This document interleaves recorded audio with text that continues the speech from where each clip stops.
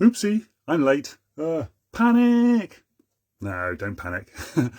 Have you ever experienced somebody telling you just to calm down?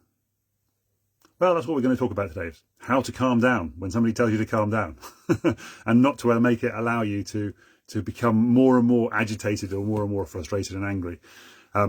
Basically, breath work or breathing. I did think it was interesting when I was writing the headline for this, saying pillar 2 of the 15 pillars of happiness, breathing. Well, we all do breathing every single day, don't we? Breathing is just part of natural life, yes, but there are some extra breathing exercises and techniques that we can use to force our bodies to work in a specific way or act in a specific way. Which just reminds me, I've just spotted somebody coming in to watch, so I'm going to make sure that I've got the Facebook up on live just in case anybody leaves a chat, and then I can a comment rather, then I can actually see the comments. So I am now able to see the comments. So yeah, if somebody ever tells you to calm down, there's a very easy way to calm down, and that is just through breath work. I think I briefly talked about it last week, but essentially just take a deep breath, hold it, and then let it out slowly. So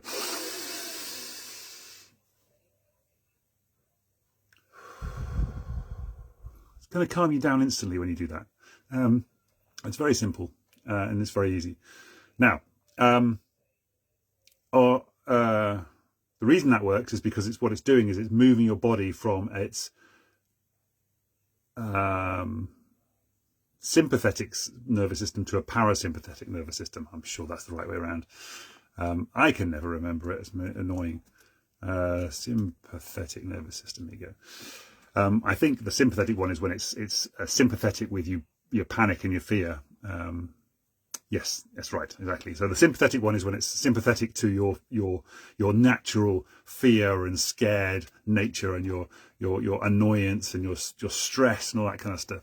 Because again, if you have my Create Happy Thoughts journal, there's a whole section at the beginning of this about how we evolved as human beings, and how obviously for millions of years we were cavemen and women, and we would be very wary of the world around us and scared of lots of things, and there'd be lots of things that could kill us and be a danger to us. And so our bodies built in this mechanism for turning ourselves from rest and recover mode, which is when you be around the campsite and eating your food and chilling out and all this kind of stuff, to there's a tiger coming to attack us, and now we need to have this fight or flight mode activated. This I'm going to run away from the tiger, or I'm going to fight the tiger kind of scenario going on. So that's what's going on. That's it, evolutionarily. That's what's going on inside our bodies. It's like something's scared us, something's made us fear, and some created this stress, this anxiety inside us, and our body is reacting to that and getting us ready to either fight or run away from this thing. However, these days, generally speaking, we don't have those kinds of fears. We don't have things that we need to run away from or fight. But our body goes into this mode where we want to fight. We feel like we have to fight this thing, this thing that's attacked us. And that's why we have a tendency as well, when people say calm down, to attack them back, because we're in a fight mode, and so we fight back at them. Or the other alternative is you just run away from them. So, and it depends on your kind of personality type as whether you're a fighter or a runner, essentially. And also depends on the situation slightly as well. Do you feel like you have enough weapons to be able to fight, for example? Do you feel strong enough to be able to fight, or do you feel like you just want to cry and run away? Perfectly natural reactions in general, but to that specific scenario, that particular trigger, that thing that's made you turn your body from this rest and recover mode into the fight or flight mode, not usually something you actually need to fight or run away from. Or freeze, by the way. There's also a freeze thing, which is you'll have seen rabbits do this. They freeze, and because to a certain extent, and actually you might have even seen this on Jurassic Park type things, where they say that they can't see you if you don't move. So if you stand very still, then because I think generally speaking, animals can't see sort of movement more than other things. I don't know. Anyway. not really the point, because you have this fight or flight mode, but there's also a freeze mode as well, where you can just freeze. Horrible subject to bring up, I suppose, but that is what happens sometimes in a rape scenario, for example, when you kind of feel like there's nothing else you can do, so your body just kind of goes into this freeze mode, and you're just like, I can't fight. I'm not strong enough to fight. I can't run away from this situation, so my only other option is just to freeze. So that's kind of why that happens as well. So that's part of that process. So this conversation is nothing to do with that scenario in any way, shape, or form. Although, you know, yeah, in fact, you probably wouldn't want to calm down. I don't know, maybe you would. I don't know. Anyway, let's not go down that road. Let's just not attack that subject, because we've got our own attack that subject. Very relevant, isn't it? With something specific we want to talk about here, which is a breathing exercise, when you have something which isn't something that you actually need to fight or flight about, something that stressed you out, something that somebody said to you, somebody's said something that's upsetting you, or you're in a scenario where, well, actually, I think we talked last week, yes, about that inner voice that chats to you, and how that comes from when you're a child, and it's not saying things out loud. And sometimes we beat ourselves up with our own voices, so we can actually create that own fight or flight scenario in ourselves, just by talking about ourselves and looking at things that have happened, for example, in the past, and then projecting them forward into the future, and then creating this anxiety in the future. So I talk about how in the past, about how I have talked in the past, rather, about how depression tends to be things that have happened in the past and that you're upset about and sad about. And anxiety tends to be things that are in the future. But what we'll do is we'll take things from our past, project them forward into our future, and then that becomes our anxiety. So this thing happened to me in the past, so therefore I think this thing's going to happen again, so therefore I'm anxious about it happening again. But then you can also get depressed about the fact that you can't live your life because you've got all this anxiety about this potential future that isn't your future. And you can also, because I've discovered this recently talking to a friend of mine who's struggling with depression right now, is you can get depressed about the fact that you have no future, that there is no future for you, and that the things that you thought you might have in the future are no longer available, or your brain is telling you that it's no longer available in the future. Having said all of that, this breathing exercise helps you to get back into that state of mind or body state that allows you to calm down, rest and recover and relax. Okay, so and I just did the one basic one, which is just take a deep breath, hold it in, and then breathe it out slowly. I used to do mindfulness walks, and the guy who ran the one that I initially started going on to, Ian Banyard, used to say how that smokers have this really sorted. The trouble is that they breathe it in through a filter, and they breathe toxins into their bodies as part of the process. But they do that thing where they take a break from their work, they'll go outside, they'll have a smoke, they'll calm down, and then they'll come back inside again. So in that sense, it kind of works. Now, if we can just do the same thing, but without the actual cigarette, without the toxins, just go outside, have a deep breath, and then come back inside. Brilliant. Take a break, go outside, look at the trees and the flowers and stuff, and have a chat with a friend or whatever while you're doing some breathing, and then come back in and carry on with your work. You take that break, you take that smoke break, but without the smoke bit. And that's what you do. I'm sure you've seen smokers do it in the past, but if you haven't, that's what they do. They take a deep breath in, they allow all those toxins to get into their body, and then they breathe out the waste. And it's basically the same thing you're doing there, but except what you're doing here is you're not breathing in the smoke toxins, you're breathing in oxygen. And you're holding it because you want your lungs to process that oxygen. You want to give your lungs a chance to exchange the carbon dioxide that's in your blood into your lungs, and the oxygen that's in your lungs into the blood.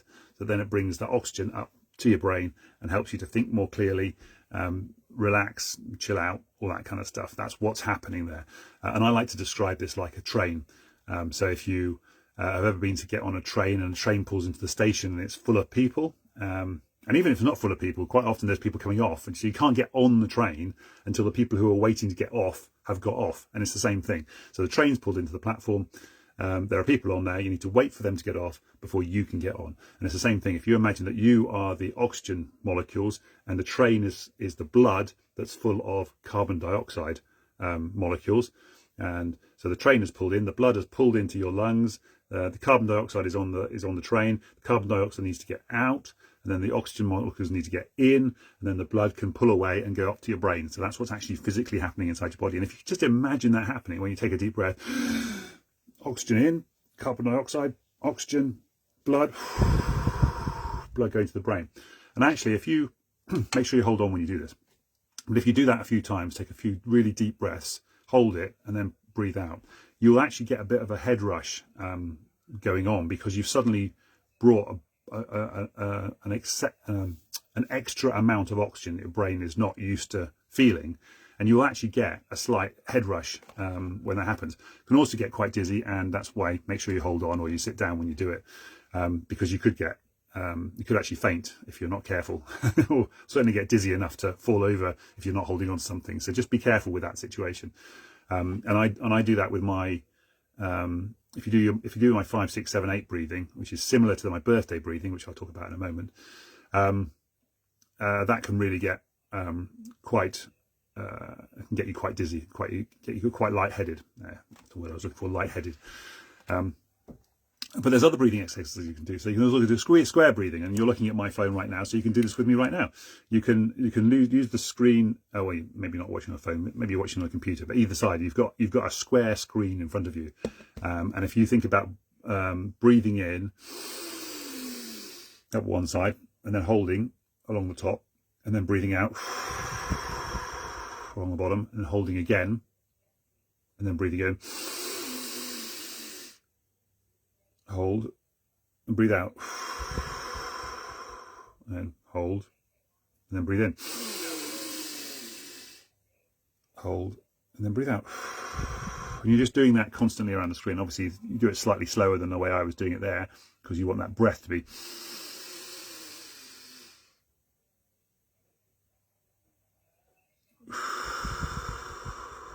so you do that really slowly. Just take your time and enjoy the slowness of the breath and the in and the out and all that kind of stuff. And then that turns your body from the sympathetic nervous system into the parasympathetic nervous system, turns it from fight and flight to rest and recover. That's all that's doing, and it's doing a beautiful job of doing that. It's just kind of a fun thing to do. We'll talk about meditation and mindfulness, I think in 2 weeks' time. Which is an extension to this. We're going to do gratitude next week, which then leads into the mindfulness and meditation part of this process. But just for now, you can just do that breathing, which is not mindfulness or meditation, although actually, technically speaking, it is both. Obviously, it's mindfulness while you're thinking about the breathing and you're focusing on the square, for example. That's all mindfulness, because you're in the moment. You're not thinking about anything else while that's going on. And then meditation is just taking that one step further, and the 5, 6, 7, 8 can do particularly good on that. But also the birthday breathing can work on that as well. So the 5, 6, 8 breathing is where you hold for 5, you breathe in for 6, you hold for 7, and then you breathe out for 8. Hold, breathe, yes. And so that's very similar to the square breathing. So you're holding for 5, breathing in for 6, holding for 7, and then breathing out for 8. Make sure your lungs are empty. Holding. 5. In for 6. Holding for 7. Lightheaded. Then breathe out for 8. And I got really lightheaded on that one. I haven't done that for a while, actually. That's weird. I should do that more often. But that's the effect. That's exactly that effect. So the second time round, on that long in 6 and then holding for 7, I could feel my brain, the rush in my brain, and starting to get slightly dizzy. And then you let all that out as well at the end there. So that's fantastic. So that's the 5, 6, 7, 8 breathing. So you've got box breathing. 5, 6, 7, 8 is just an extension of that. It's just making sure that you're counting while you're doing the breathing thing. And then that just makes it elongate a little bit more. So obviously it depends on your scenario as to whether you can do these sorts of things. And then the next one is the birthday breathing one, which I kind of invented, combining 2 or 3 other things as well, because I saw a great thing from, I can't remember who she was, celebrity lady, Davina McCall, I think it was, on a podcast, I think, when she was talking about focusing on other things and counting things in the room that, something you can see, something you can see, something you can smell, something you can taste, something you can hear, and something you could touch, feel. Between the 5 senses, I was using one of them, wasn't I? Something you can see, smell, taste, hear, and touch. Just to take your mind, your thoughts out of your mind and onto your environment around you, so you can do those things all the time, going forward, if you like. Hello, viewer, by the way. And that's part of the birthday breathing exercise, which I teach people, which is 5 in, 3 your nose, but you're counting while you're doing this, and you're also using hand movements. You're also going to feel your heart. Put your hand on your heart. You're going to feel that. Oh, it wasn't Davina, actually. It was that brain guy that does, Darren Brown. I think it's Darren Brown. Anyway, whoever it was. I took inspiration from that podcast, where a couple of these things were part of that process. So anyway, so you breathe in 5 through your nose, and you use your fingers like this, and count like that. Then you put your hand on your heart. Your heart is just underneath your breast over here on your left hand side. So it's on the left hand side of your body, and it's about kind of a third of the way down your body. So you put that 5 that you've counted onto your heart. You feel your heartbeat a little bit, and then you use your other hand to light the candles on your birthday cake. This is where birthday breathing comes from. Part of where birthday breathing comes from. And you're counting to 5 while you're doing that, and then you're going to blow out your candles on your cake. So, hello, Michelle. I also believe Martin was watching at some point in the past as well, so that's kind of cool. How you doing? Nice to see you. Hope life as well. So yeah, blowing out the candles on your cake. Happy birthday to me. Happy birthday to you, obviously. And this is why I sometimes start these talks with happy birthday to you. Even if it's not your real birthday, today is the first day of the rest of your life. And I did it at the New Year one as well, which was Happy New Year. It's the first day of the rest of your life. Every day is the first day of the rest of life. Actually, I heard a really interesting thing the other day, which I thought was very an interesting sort of take on that. Who was that? Somebody, can't remember who it was. Somebody that I saw said, instead of thinking this is every time you wake up, it's a new day of your life. It's a new chance to start again kind of scenario. They were saying every day you wake up, think that's one less day that you've got in your life, and you think, oh. I mean, that's a bit of a morbid and a sort of painful way to think about it. But it's true though, because you've spent one more day of your life, and did you spend that day in the best way, moving your life forward? Or this way, actually, because it's the past, isn't it? Did you spend that day in the best way forward? Because now you've got a new day. Don't waste it, because this could be the last day you have on earth. Make sure this day is worth it. Make sure you're making an effort to move your life forward. So that's kind of cool. So it is still the first day of the rest of life. You have woken up. You have got a new day. But you have also just lost a day of your life as well, because the day before, yesterday, Sunday, has gone. Did you make the most of it? Did you live your life to the full during that day? Now, obviously, it's not always possible to do that on every single day, but did you do things that were going to move you forward, or did you just waste a day? Was yesterday a wasted day? And that might be a good thing in some circumstances. It might be that you wanted to waste a day. You wanted to enjoy that day, just chilling out, doing nothing. That's a perfectly valid choice, until you start doing that every single day, and then it becomes a bit of a problem. Anyway, so yeah, birthday breathing. Happy birthday to you, even if it's not your real birthday. Today is the first day of the rest of your life. So wish yourself a happy birthday. And you can do that with my birthday breathing exercise. So 5 in through your nose. And the last one is long, so you fill your lungs up and allow that oxygen process that we talked about before. So often start by blowing out one candle, clear your lungs out, and then 5 in through your nose. Hand on your heart. Light the candles on your left hand side while you're holding your breath. And then blow out the candles on your cake. And wish yourself a happy birthday. I've recently been taking this one step further, because in my Create Happy Thoughts journal, if you haven't got one of these, why haven't you got one of these? There's a link in the description, in the chat rather. You have four things to think about every night before you go to bed. What's made you smile today? What have you done today? What have you achieved today? What are you grateful for in your life? And what are you going to do tomorrow? So future pacing a task that you're going to do tomorrow. It is Monday today. It's not Monday night yet. So you can start this tonight, even if you're just writing it down on a blank piece of paper while you order my book, and then you can backfill it later in the week when you get it. Because you can get it from Amazon Prime. It'll be here in about 2 or 3 days. If you've got Amazon Prime. If you haven't got Amazon Prime, it'll take about 4 or 5 days or something, or you have to pay extra for shipping. Whatever.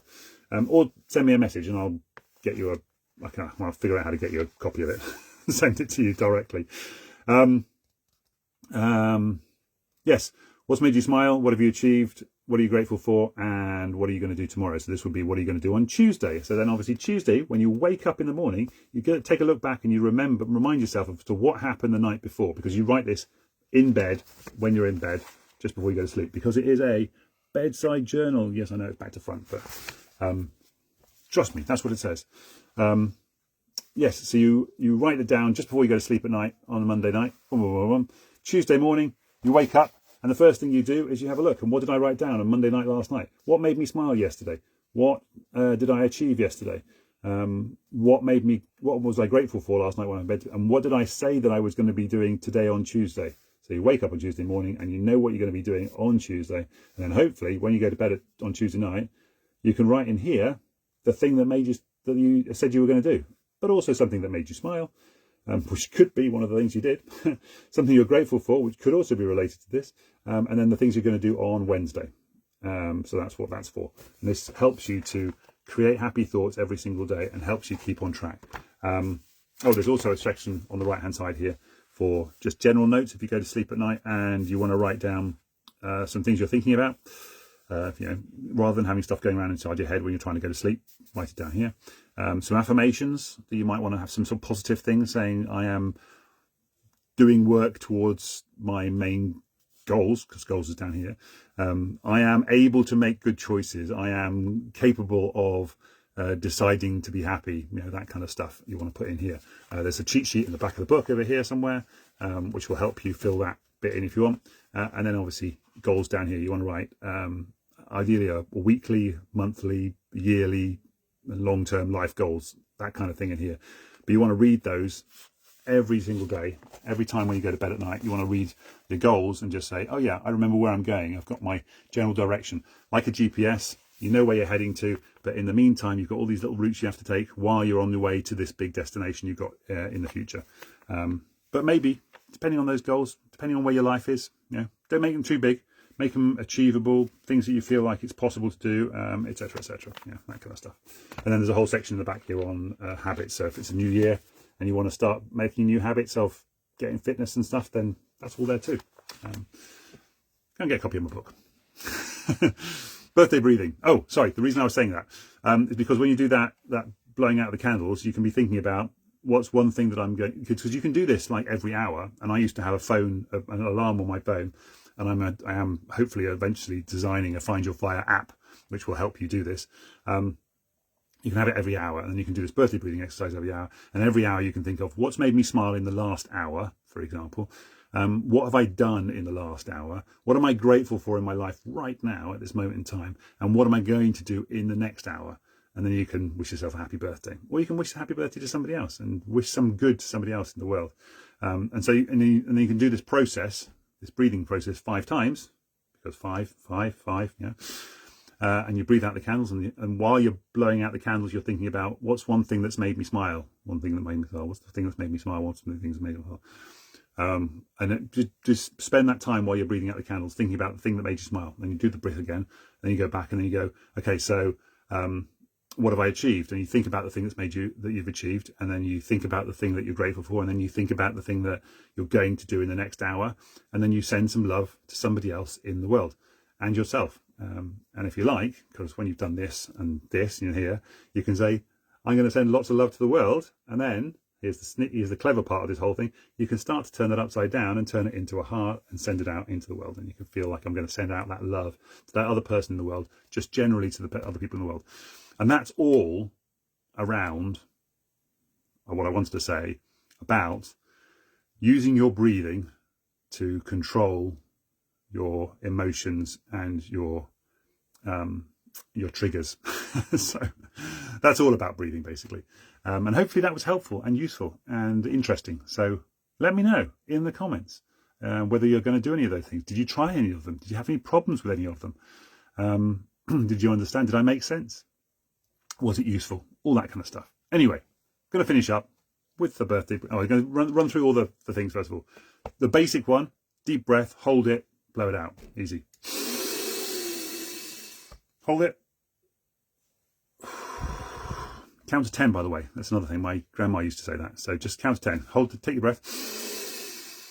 1, 2, and then because you can count while you're breathing out. 2, 3, 4, 5, 6, 7, 8, 9, 10. Calm. Breathe in. 1, 2, 3, 4, 5, 6, 7, 8, 9, 10. Really calm. Calms your whole body down. Calms your whole being down. So that's the most basic one. Obviously, you want to talk out loud, depending on your circumstances. You're just counting inside your head. I mean, using that inner voice that we talked about last week. If you're triggered or something, and you go outside and have a breath moment instead of have a breathing break. I advocate you have a breathing break. Go outside, look at some trees, get some fresh air, have a breathing break. I'm going to go and do it right now as soon as I finish this. Why not? Okay, so that's the basic one. Second one is a square breathing. So, and by the way, if you haven't got a screen, you can just use a window or a door frame. Those are all perfectly valid things to do. You breathe in along one side, hold it along the top, and then breathe out along the other side. So, and then hold along the bottom. So breathe in, hold, breathe out, hold, breathe in. Okay, and then the 5, 6, 7, 8 version of that, which is the slightly more advanced one. You need to make sure you're holding on to something, or you're sitting down when you're doing this. Is to 5 along the bottom, 6 up the side, 7 along the top, and 8 down. So you're breathing in for 6, holding for 7, and then breathing out for 8. Clearing your lungs out. And that 7 along the top there, that's when you're waiting for those oxygen molecules that you've breathed into your lungs.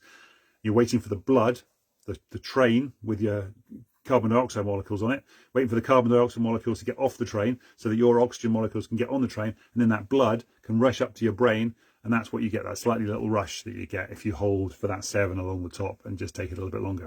And then you've got birthday breathing, which is a sort of, I guess, a more advanced version of it, an extra layer, I suppose. That 5, 6, 7, 8 is really the key one for getting the oxygen into the brain, because your 5, 6, 7, your birthday breathing doesn't really do that. The birthday breathing allows you to just get out of yourself and connect, stop the negative thinking in your brain, focus on other things, and connect you with your 5 pillars, your 4 things that are in your Create Happy Thoughts book. So that is breathing in 5 through your nose, hand on your heart, light the candles on your left hand, and then blow out the candles on your left hand. Think about something that's made you smile, something that you've achieved, something that you're grateful for, something that you're going to do, and then sending love out to somebody else. I did that all around, didn't I? Something you're smiling, something that's made you smile, something you're grateful for, something that you've done, and something that you're going to do, and then send some love to somebody in the world, and then send some love to yourself, and then give everybody a heart. There you go. Nice and easy all the way around. Do that 5 times. First of all, think about what's making you smile. But then second time around, thinking about what you've done. So you're patting yourself on the back saying, yay, I did this thing. Third thing is to think about something you're grateful for in your life. And it could be just your home, your bed, the computer, whatever it is. And then the fourth thing is, what am I going to do? So I've now got another hour. What am I going to do in the next hour? Set yourself an alarm on your phone that goes off every hour. It just tells you, tick, do your birthday breathing, and check in with yourself. And take a birthday breathing break outside. Birthday breathing break. like I'm going to do right now. Birthday breathing break at 12:45.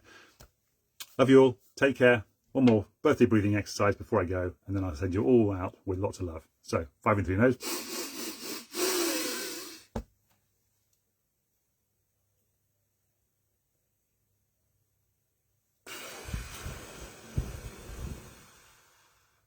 Sending you all lots of love.